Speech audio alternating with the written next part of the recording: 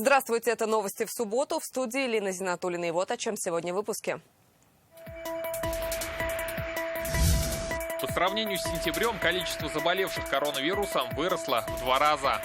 Ситуация напряженная, но под контролем. Об эпидобстановке в республике расскажет Рамиль Галиуллин. С сегодняшнего дня Татарстан уходит на режим нерабочих дней. Здравствуйте. Будьте добры предъявить QR-код. Какая сегодня обстановка в торговых центрах, кафе, ресторанах и других объектах, увидела Вероника Гайнудинова. С верой в лучшее. Все есть, ягоды собирай, грибы собирай. Как живет село, в котором остались всего 12 человек, расскажет Рамиль Шайдуллин. На любой вкус и кошелек. Из местного я беру этот судачок, вот такой вот речной. И щуку иногда беру на котлет. Какую продукцию на ярмарку в Казань привезли фермеры из Дрожжановского района, увидела Юлия Гоголева. Татарстан начинает нерабочую неделю в крайне напряженной эпидемиологической обстановке. С таких слов сегодня начал Рустам Минниханов совещание в Доме правительства. Количество заболевших в октябре по сравнению с сентябрем увеличилось более чем в 2 раза и составило 3500 случаев. Как подчеркнули, единственной эффективной мерой борьбы с коварным вирусом была и остается вакцинация. При этом в Роспотребнадзоре отметили все еще слабые темпы среди пожилых. Сколько татарстанцев нужно вакцинировать для коллективного иммунитета? Рамиль Галиуллин объявит ситуации на конец октября. Эпидемиологическая обстановка в октябре была и остается крайне напряженной. Так, в этом месяце кривая заражения ковид резко подскочила. 3500 случаев. Это в 2 раза больше, чем в сентябре. И в 3 по сравнению с октябрем 2020-го. Всему виной индийский штамм коронавируса. Более заразный, чем прошлогодний, британский. Как отметил сегодня Рустам Минниханов, ситуация в республике напряженная, но под контролем. Мы видим некую вот такую стабилизацию пока. В сутки где-то мы 170-176 фактов фиксируем. Ну и, к сожалению, теряем людей. Вот за последние сутки 971 человек официально мы потеряли из-за ковид. Это жертвы ковид с начала пандемии. Единственный способ остановить инфекцию – вакцинация. На этой неделе количество привитых в республике перевалило за 1,5 миллиона. В день дозу иммунитета получает около 30 тысяч человек. Главный санитарный врач республики Марина Потяшина подчеркивает, при таких темпах коллективный иммунитет в Татарстане будет достигнут уже в декабре. Но темпы вакцинации среди пожилого населения по-прежнему крайне недостаточные. В этой связи прошу обратить внимание Министерства здравоохранения на данную категорию риска и активнее вакцинировать их на дому. На сегодня в республике привита лишь половина взрослого населения. До достижения 80% охвата нам надо привить еще почти 1 миллион человек. Привиться в республике можно на 170 мобильных пунктах, которые продолжат принимать жители и в нерабочие дни. Вакцины хватит на всех. В запасе 237 тысяч доз. Марина Потяшина напомнила, непривитые сотрудники в трудовых коллективах первым компонентом должны быть отстранены уже с 9 ноября. С 10 ноября мы начинаем проверки трудовых коллективов по исполнению постановления об обязательной вакцинации. В случае выявления нарушений будем принимать самые жесткие меры и направлять материалы в суд. В республике уже было выдано более 800 постановлений об обязательной вакцинации в трудовых коллективах. В результате было привито 210 тысяч сотрудников. И почти везде удалось достигнуть 80% охвата. Но в 9 организациях в 5 муниципалитетах не справились с этой задачей. По 3 в Верхнеуслонском и Нижнекамском, по 1 в Варском, Лениногорском и Менделеевском районах. В отношении этих предприятий возбуждены административные дела. Рамиль Галиуллин, ТНВ, Казань. И снова в России установлен антирекорд по количеству заболевших за сутки. 40 251 случай. Скончались 1160 человек, из них 10 в Татарстане. Республиканский штаб сообщает о 176 новых случаев. 40 пациентов попали в госпитали. Больше всего болеют в Казани и Набережных Челнах. И за сутки в республике привились более 30 тысяч человек. Сегодня по всей стране начались нерабочие дни. В Татарстане они продлятся до улучшения эпидобстановки. Опустили торговые и развлекательные центры, концерты переносят на более поздние даты. Пожилые в возрасте 60+, все реже покидают дома. Везде усилен контроль за соблюдением новых требований Роспотребнадзора. Как с выходной субботы началась нерабочая неделя, увидела Вероника Гайнутдинова. Здравствуйте.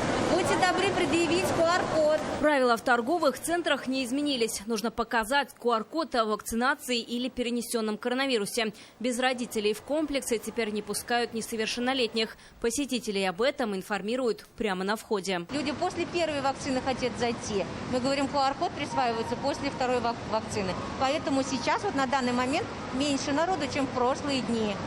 Но в прошлые дни приходили все в основном без второй вакцины. Мы их разворачивали, они уходили домой. Сегодня здесь разворачивают и тех, кто вместе с сертификатом не предъявляет документ, удостоверяющий личность. Он обязателен. До этого просто уточняли фамилию и дату рождения. Когда сверяешь, документы не совпадают. Тоже мы выпроваживали людей из торговых центров. С сегодняшнего дня в торговых центрах запрещена и работа развлекательных комплексов. Сюда входят компьютерные, интернет-клубы, букмекерские конторы, бильярды, боулинги. И что чаще всего встречается в ТЦ, это детские игровые зоны. Вот здесь находится парк активности, батутный центр, разные игры, но, как мы видим, все закрыто. Покупателей в торговом центре мало. Консультанты в магазинах рассказывают, с 11 октября, как ввели обязательный для посещения ТЦ QR-код, людей стало в 2 раза меньше. Как будет в нерабочие дни, их прогнозы неутешительные. Меньше стало намного. Процент, наверное, 50. У нас сегодня суббота, обед, и обычно в это время у нас всегда была полная посадка. Во всем зале занят всего 1 стол. Это уже семейный ресторан. В выходные здесь обычно много гостей. И так уже с 11 октября. На нерабочую неделю надежды тоже мало. Если все начали там вакцинироваться активно 11 числа, то где-то к середине ноября у нас должен зафиксироваться еще больше поток гостей, поскольку все проколят себе вторую вакцину. И мы надеемся, что тем самым нам станет как-то полегче. QR-код теперь нужен и в бассейны, фитнес-центры, аквапарки и объекты розничной торговли площадью больше 150 квадратных метров. С этого дня отменяются и любые зрелищно-развлекательные мероприятия. В связи с ограничениями, как будет концерт? Отменены, перенесены. На самоизоляцию ушли и жители старше 60 лет, которые не привились и не переболели за последние полгода. Дома будете сидеть? Вообще Придется. Но только по экстренным. Надо уж будет. Дома сидеть, да. Но мы сейчас по необходимости пошли. Банк. У меня есть QR-код, я привитая, поэтому я не боюсь.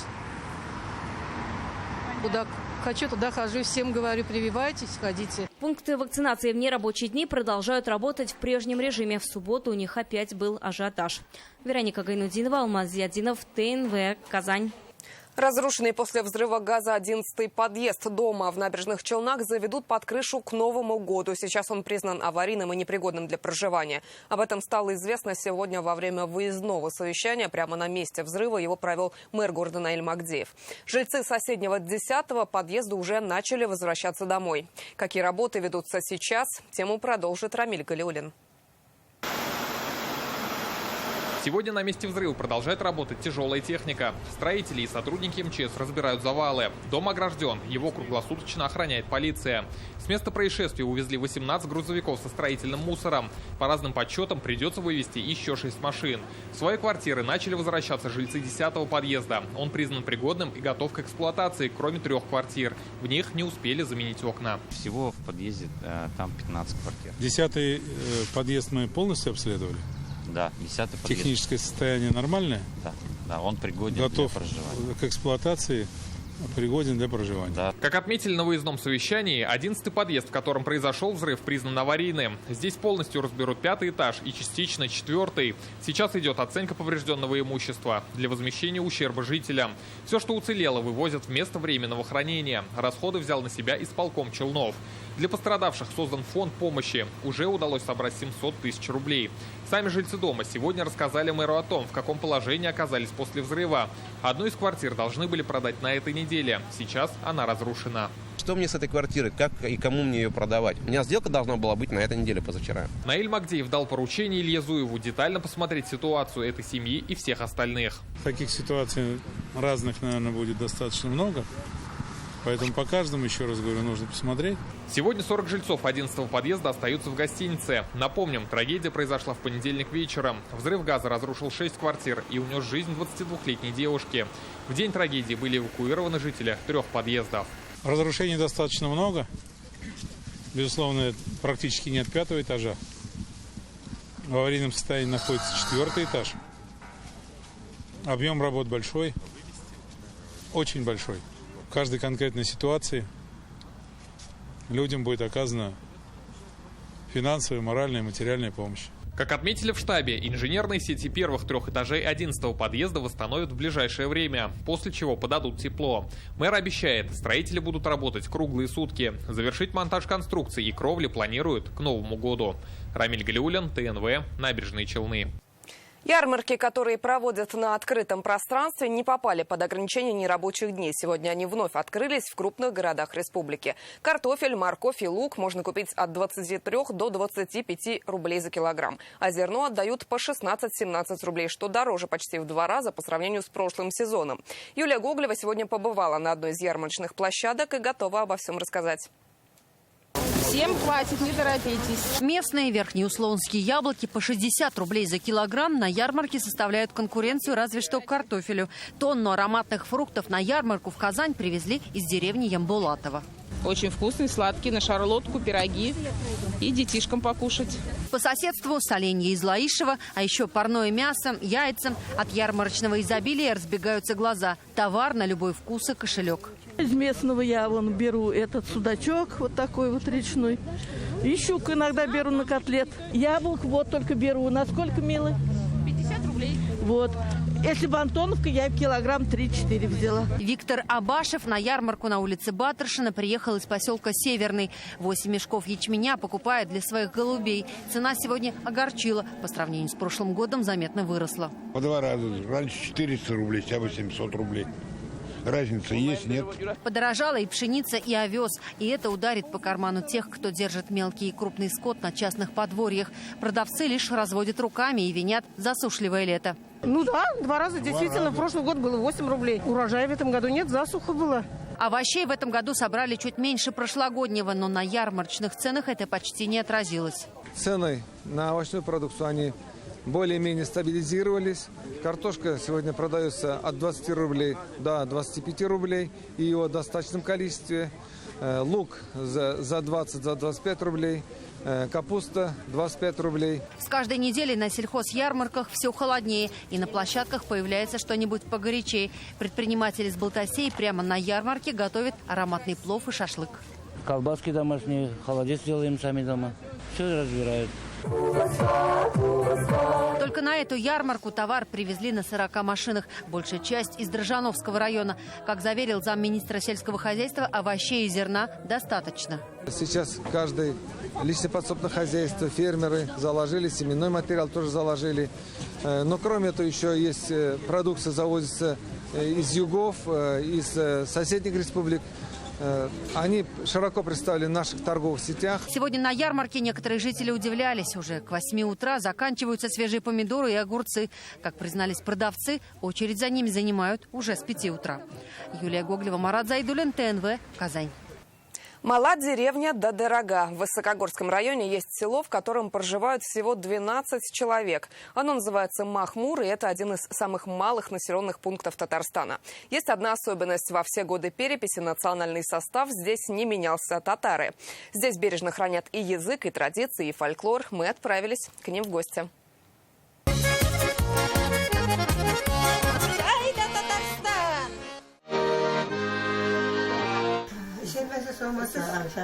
Не терялся вот этот наш ядкар. Всего в часе езды от Казани и почти в самой чаще леса. Это Махмур, одна из самых маленьких деревень Татарстана. 2 улицы, несколько домов. В нашем сельском поселении это самая маленькая деревня. Здесь всего 44 дома считается. В 12 домах проживают местные жители. Махмур – настоящая находка для переписчика. Во все времена в графе «национальность» здесь пишут только татарин или татарка. Пример – семья Залялиевых. Вместе уже 55 лет. Рашат Абый родился здесь, Сания Апа переехала после свадьбы и ни разу не пожалела. Лес, чистый воздух, все есть, ягоды собирают, грибы собирают, дерево полна было, когда газ не было. Дерево было как спасением, так и почти привело к уничтожению. Село не раз горело. Один из самых крупных пожаров случился в 1953 году. Огонь уничтожил сразу 45 домов. Это полдеревни. Потом сгорел клуб. Жители начали уезжать. Закрылась школа и ФАП. С тех пор из всего этого богатства осталась только мечеть. Ведь несмотря на то, что людей становилось все меньше, на намаз по-прежнему ходили все. Наверное, вера и была той самой силой, которая сплачивала. А еще вера в то, что у деревни все же есть будущее. Она не раз вдохновляла людей на подвиги. Например, Фуата Халиуллина. Всю жизнь он старается помочь родному Махмуру. В 1975 году на своей улице установил первые светильники. Затем благоустроил озеро. Сейчас каждый год перестилает грунтовую дорогу. Должно быть семейное согласие, взаимопонимание и любовь к родине, к родной деревне, к родной земле.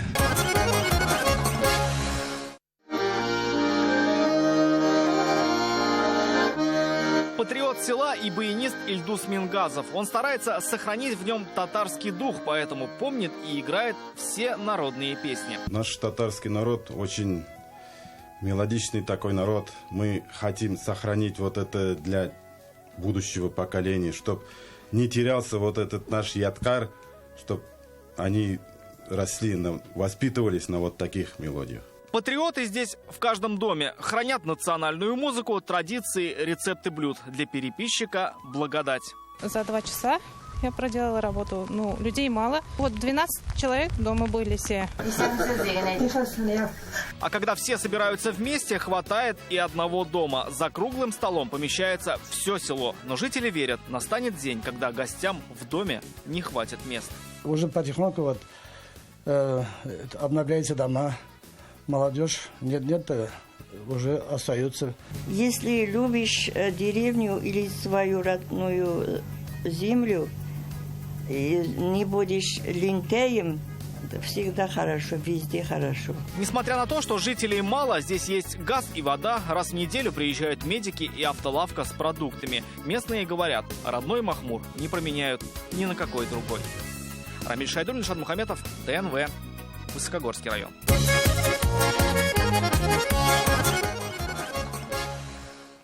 Перепись в нашей стране имеет большую историю. По сей день это инструмент сбора самых полных данных о населении страны и единственный способ понять его национальный состав.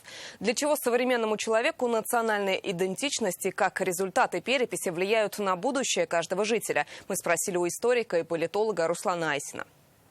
Руслан Валерьевич, здравствуйте. Мы сегодня говорим о переписи населения, которая, собственно, сейчас проходит по всей стране. Почему важно в ней участвовать и что может зависеть от каждого из нас?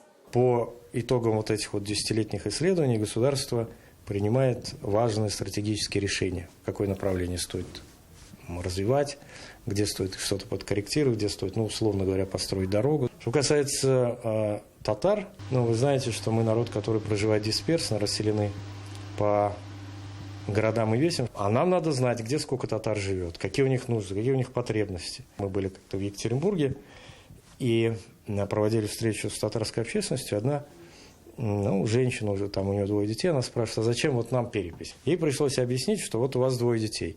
Вы хотите, чтобы они пошли в татарскую школу? Да, говорит, хочу. Но если количество татар вырастет в регионе, то вы можете обращаться к органам местной власти, чтобы они открыли дополнительную школу. Раз уж мы заговорили о значении переписи для татарского народа, действительно, один из пунктов переписной анкеты – это национальность. В чем заключается национальная идентичность и насколько она важна современному человеку? В условиях глобализации, когда жизнь меняется настолько, что человек просто теряется. Человек находится как муравей в мегаполисе, да? И чтобы остановиться, понять, задуматься, и о будущем в том числе, ему, конечно, нужно знать, откуда он произошел и так далее. То есть нация – это не абстрактное понятие. Нация – это вещи, которые связывают вас с языком, традициями, культурой. Страна Российской Федерации многонациональная, а татары являются второй по численности нацией. Мы хребет Российской Федерации, да, мы сооснователи этого большого государства. И поэтому от того, какое будет состояние у нас, зависит и состояние государственных дел, государственного бытия. Еще одна важная графа переписного листа – это родной язык. Как вы думаете, какой язык считается родным? И может ли, например, татарский быть родным, если мы знаем на нем, условно, там, несколько слов? Язык важен не как средство коммуникации, потому что мы с вами можем коммуницировать даже на пальцах сейчас. Язык – это мировоззренческая вещь. То есть через язык вы познаете мир и смотрите глазами своего народа. Я всегда подчеркиваю, что нельзя их порицать за это, за то, что они не знают родной язык. Но так сложилось исторически, что большая часть татар проживает вне Татарстана. Согласна с вами. И да, татары – большой народ с обширной географией проживания. В его составе много этнических групп, у которых разные диалекты. И вот что бы вы сказали политтехнологам, которые как-то пытаются разобщить народ, разъединить? И те люди, которые это делают, должны прекрасно понимать, что они совершают преступный исторический подлог. Мы все принадлежим к одному корню. У нас историческая судьба вообще. У нас единый литературный татарский язык. У нас есть понимание, что Казань является нашей духовной столицей. Поэтому мы можем сохраниться и как Мишари, и как Кряшины, да, это все должно развиваться, конечно, есть особенности, но мы единый народ. Только в единстве, в целостности можно выстоять против, опять-таки, агрессивного глобализированного мира. Спасибо большое, Руслан Валерьевич, было действительно очень интересно, очень информативно. Всего вам доброго. И мы продолжаем нашу рубрику «Знаменитые татары». В ней рассказываем о выдающихся ученых, писателях, общественных деятелях. Сегодня речь о музыкантах, чьи мелодии получили признание во всем мире. Одна из них, София Губайдуллина, в октябре отметила 90-летие. На этой неделе прошла череда торжеств, приуроченных к юбилею композитора. Их имена на устах, их творениями восхищаются. В их честь названы концертные залы и фестивали. Каждый из них смог воплотить в музыке многовековые традиции своего народа. София Губайдуллина – советский и российский композитор. Родилась в Чистополе в семье татарской интеллигенции. Уже в 5 лет начала заниматься музыкой. Училась в Казанской музыкальной гимназии по фортепиано. Окончила аспирантуру Московской консерватории. София Губайдуллина много экспериментировала с электронной музыкой. Стала автором более 100 симфонических произведений. Музыки для театра, кино и мультфильмов.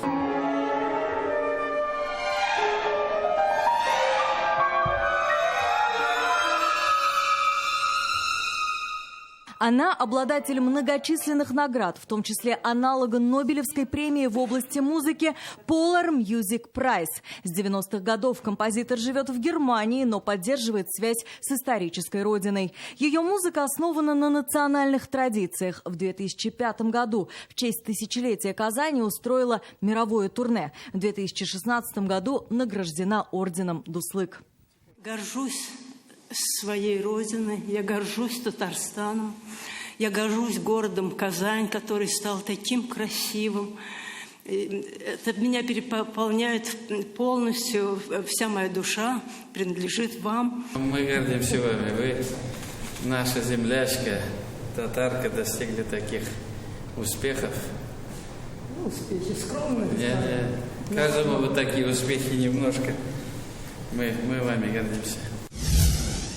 Мазгуда Шамсуддинова – писатель и композитор. Училась в музыкальном училище в Казахстане, закончила Казанскую консерваторию. Уже в 27 лет была принята в Союз композиторов СССР. Ее основные сочинения – симфонические и рок-сюиты, музыкально-театральные действия, в том числе сказки Тукая. Помимо музыки, Мазгуда Шамсуддинова защитила диссертацию и стала кандидатом философских наук. В начале 2000-х она переехала жить в США, но не теряет связь с исторической родиной и со своим народом. Под ее музыку в Казани открывали мечеть Кул-Шариф.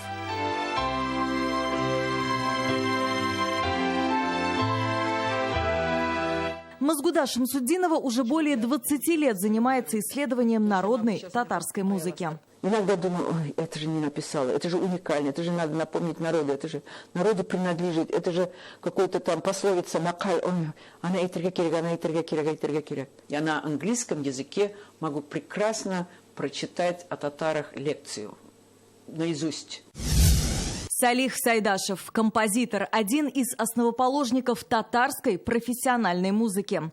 Родился в Казани. Музыкальное дарование Сайдашева проявилось в раннем детстве. Закончив Казанское музыкальное училище, создал множество произведений в различных жанрах. Выступал как пианист и дирижер, написал знаменитый «Марш советской армии».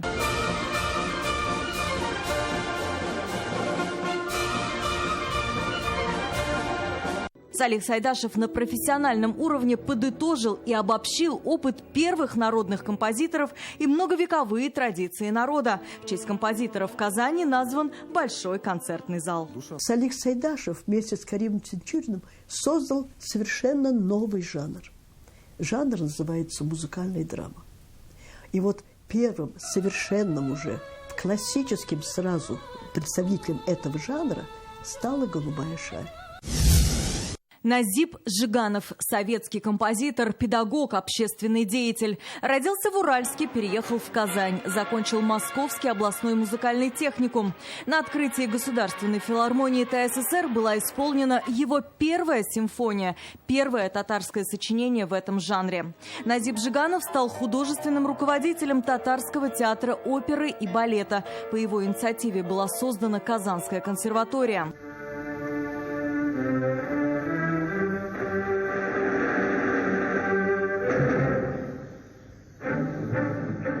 Он автор 8 опер, 3 балетов, многих симфоний и камерных сочинений. Более 30 лет возглавлял Союз композиторов ТССР, получил звание Героя социалистического труда СССР.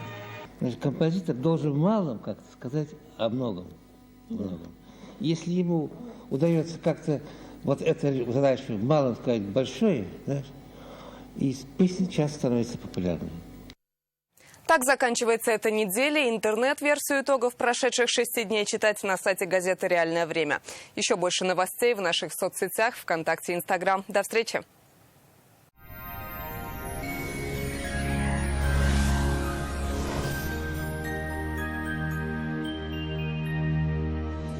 Здравствуйте! Антициклон из южных краев принесет в Татарстан теплую погоду без осадка. По данным сервиса Яндекс.Погода, в воскресенье на юго-востоке в Бугульме, Влахознакаево переменная облачность, без осадков.